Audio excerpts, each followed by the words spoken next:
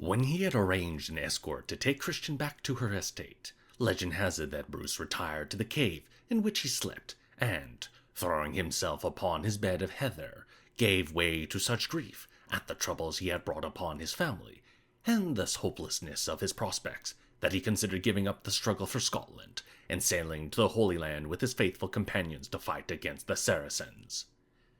But as he lay in perplexity, his eyes was caught by a spider hanging from the ceiling on the slender thread spun from its body.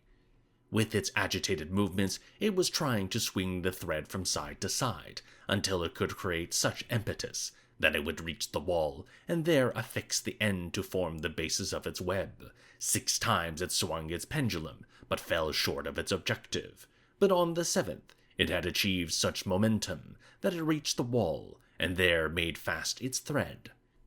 And when Bruce saw that a little insect, after so many failures, could persevere to success, he vowed that the King of Scots could do no less.